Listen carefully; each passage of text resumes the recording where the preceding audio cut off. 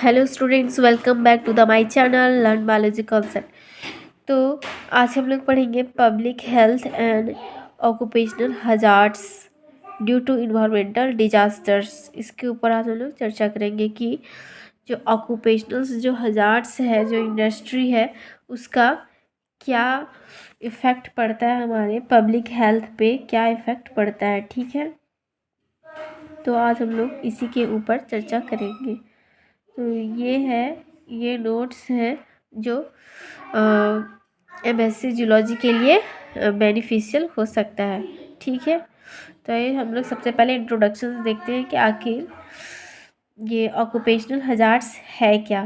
तो the meaning of the occupational hazards, the meaning of occupational is industry और business. ठीक है, occupations का ही मीनिंग क्या है, इंडस्ट्री और बिजनेस है। ठीक है, the disease prevailing during occupations of any workers is called occupational disease. ठीक है, जो डिजीज कॉज होता है, जो डिजीज एराइज होता है किसके थ्रू, ऑक्यूपेशनल्स के थ्रू, इंडस्ट्री के थ्रू, उसी को क्या कहते हैं, किसको कॉज होता है, वर्कर्स को, तो उसी को हम लोग ऑक्यूपेशनल डिजीज बोलते हैं। ठीक है, नेक्स्ट क्या है, so the development of the industrialized civilizations, use of fertilizers and pesticides etc have increased occupational diseases। ठीक है, जितना सारा डेवलपमेंट हो रहा है, जैसे जैसे हमारा इंडस्ट्रियल का डेवलपमेंट हो रहा है, वैसे वैसे क्या हो रहा है, ऑक्यूपेशनल डिजीज का भी बढ़ोतरी हो रहा है। ठीक है, नेक्स्ट है कि today there is a great need to pay our attention to occupational hygienes because our national productions depends upon the industrial workers. ठीक है, तो हम लोग को अभी के टाइम में ध्यान देने की ज़रूरत है कि हमारे ऑक्यूपेशनल हाइजीन्स पे, ठीक है, हम लोग को हाइजीन्स पे, ऑक्यूपेशनल हाइजीन्स पे ध्यान देने की ज़रूरत है, क्योंकि जो हमारा पूरा जो इकोनॉमी है, नेशनल का जो इकोनॉमिक है, किस पर डिपेंड है, पूरा इंडस्ट्रियल वर्कर्स पर डिपेंड करता है। ठीक है, अगर वर्कर्स ही नहीं रहेगा तो हमारा इंडस्ट्री का क्या हाल होगा, हमारा इंडस्ट्री सिक पड़ जाएगा और डेवलपमेंट क्या हो जाएगा, स्टॉप हो जाएगा, और हमारे इकोनॉमिक, नेशनल इकोनॉमिक पे इम्पैक्ट पड़ेगा। ठीक है, आइए नेक्स्ट देखते हैं। नेक्स्ट हमारा इंडस्ट्रियल पॉल्यूशंस क्या है। ठीक है, तो डिफरेंट इंडस्ट्रीज जो होते हैं वो डिफरेंट टाइप्स के पॉइजनस गैसेस एटमॉस्फेयर में रिलीज़ करते हैं। ठीक है, दीज गैसेस क्या क्या है, तो ये देख सकते हैं, these gases are the CO2 carbon dioxide, carbon monoxide, SO2, NO2, Cl2, chlorine, H2S, ammonia, methyl isocyanate ETC these are the poisonous gases जो डिफरेंट इंडस्ट्रीज के द्वारा हमारे इन्वायरमेंट में छोड़े जाते हैं। ठीक है, one can see coloured vapours coming out from the steel factory of Jamshedpur. ठीक है, जिसको टिस्को बोलते हैं, तो वहाँ से क्या होता है, रिलीज होता है कलर्ड वेपर्स रिलीज होता है, जो क्या होता है, पॉइजनस होता है। एक्सप्लोसिव फैक्ट्री ऑफ गोमिया से भी होता है, ETC। नेक्स्ट हमारा वेराइटीज़ ऑफ इन्वायरमेंटल केमिकल्स, तो इंडस्ट्रियल केमिकल्स जैसे एर्गो chemicals, drugs, pharmaceuticals, plastics, cosmetics.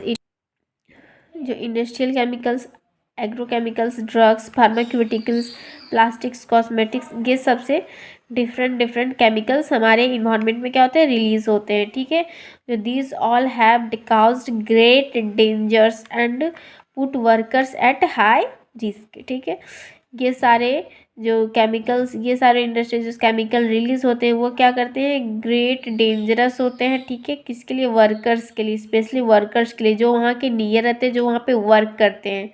ठीक है, जो रिवर्स है, rivers flowing through industrial towns. ठीक है, जो भी रिवर्स है वहाँ का, जो उस एरिया का, उस इंडस्ट्रियल एरिया का जो रिवर्स है, वहाँ से अगर वो गुजर रहा है तो वो भी क्या हो रहा है, पॉल्यूटेड हो रहा है, वो भी क्या हो रहा है, पॉल्यूटेड हो जा रहा है। ठीक है, इंडस्ट्रीज़ के कारण।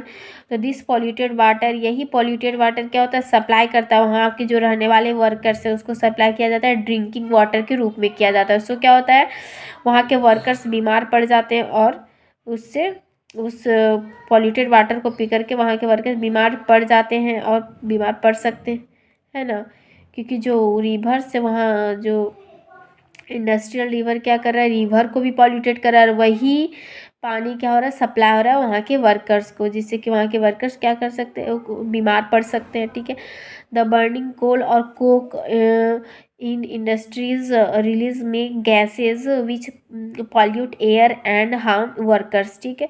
वहाँ पे क्या होता है, जो इंडस्ट्रीज में कोल और कोक जो जलते हैं, बर्निंग होता है, उससे भी कई तरह के डेंजरस या पॉइजनस गैसेस रिलीज होते हैं जो वर्कर्स के लिए हार्मफुल हो सकते हैं।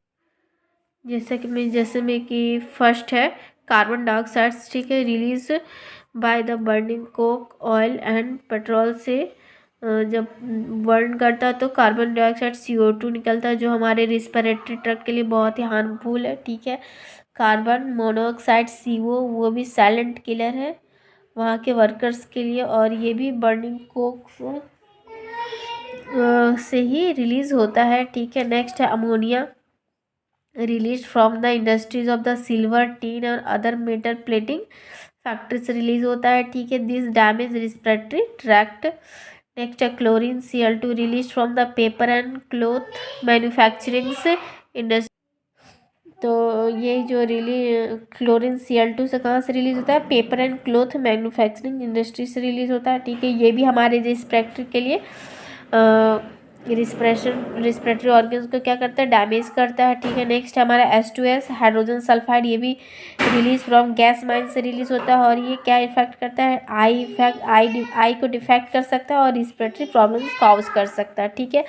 नेक्स्ट है सम हार्मफुल सब्सटेंसेस, जैसे कि लेड क्या होता है, लेड भी एक ऑप्टेन फ्रॉम द माइंस से लेड रिलीज होता है। ठीक है। Used in the colour manufactures में लेड का यूज़ होता है, बैटरी मैन्युफैक्चर्स में यूज होता है, ETC और भी कई मैन्युफैक्चर में यूज होता है। और lead industries with development and maturations of RBC in human body. ठीक है। लेड इंटरफेयर्स क्या कर सकता है, हाँ, तो ये लेड क्या होता है, ऑब्टेन फ्रॉम द माइन से रिलीज होता है। ठीक है। और ये कलर मैन्युफैक्चर्स और बैटरी मैन्युफैक्चरिंग इंडस्ट्री में इसका क्या होता है, रिलीज होता है, लेड रिलीज होता है। ठीक है। Lead interferes with development and maturation of RBC in human body. ठीक है। लेड RBC के डेवलपमेंट में इंटरफेयर करता है, वहाँ पे दिक्कत करता है। ठीक है। नेक्स्ट हमारा मैग्नीज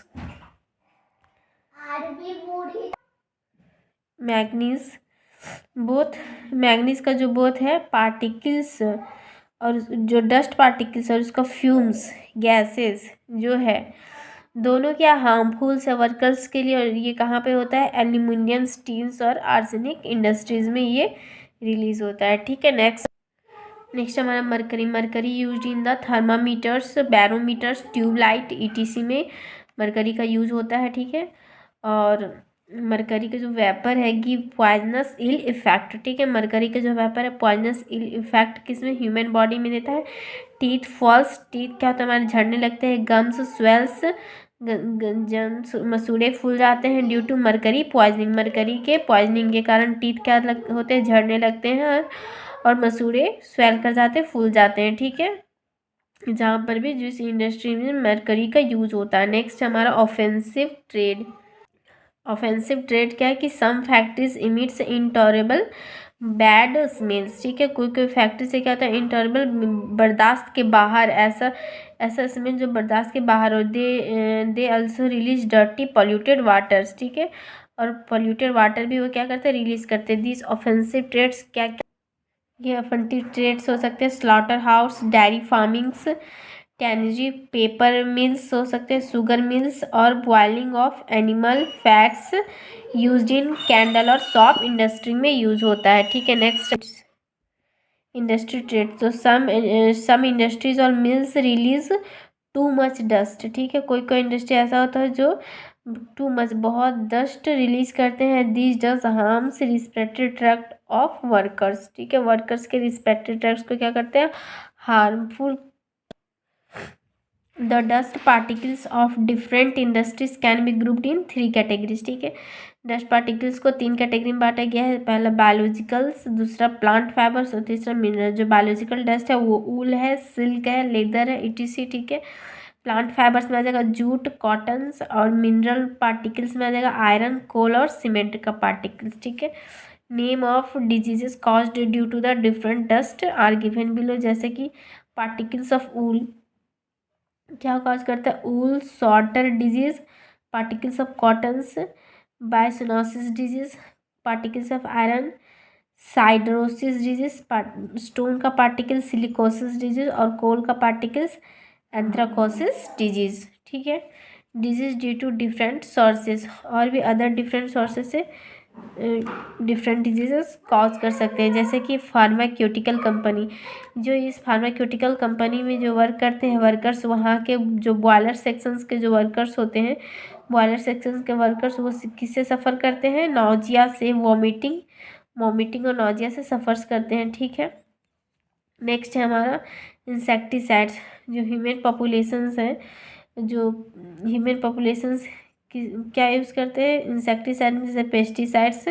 पेस्टिसाइड्स भी क्या होता है, हमारे टिश्यू में क्या होता है, स्टोर्ड हो जाते हैं। हमारे टिश्यू में क्या होता है, स्टोर्ड हो जाते हैं।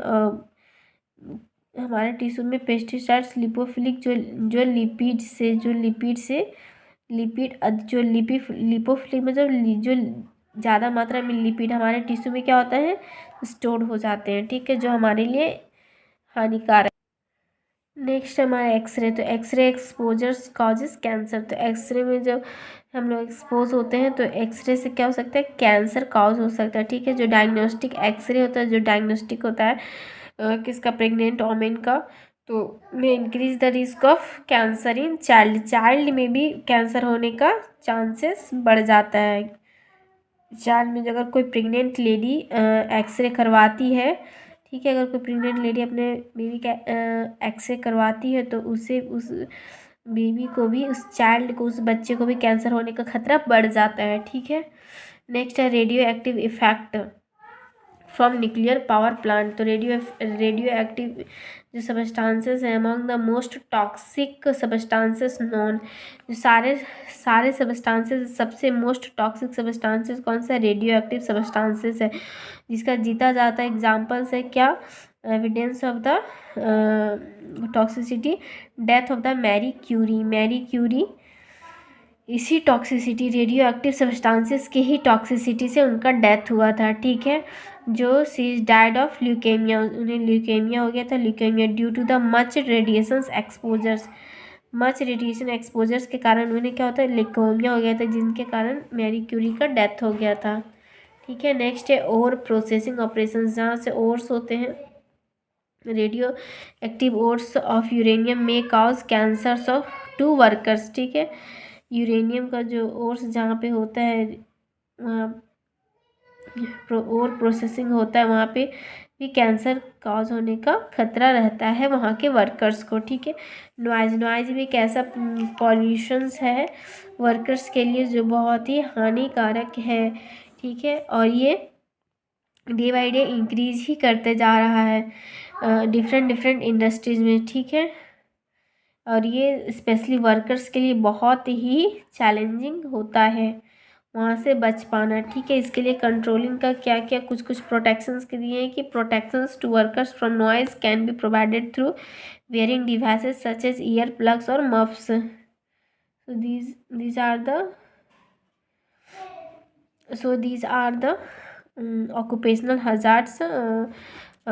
पब्लिक हेल्थ का क्या असर पड़ता है। ठीक है, इसके ऊपर ये था हमारा नोट्स। अगर इसका PDF चाहिए तो आप हमारे Telegram group learn biology concept से जाके जुड़ सकते हो। हमारे टेलीग्राम ग्रुप का चैनल का नाम है लर्न बायोलॉजी कॉन्सेप्ट।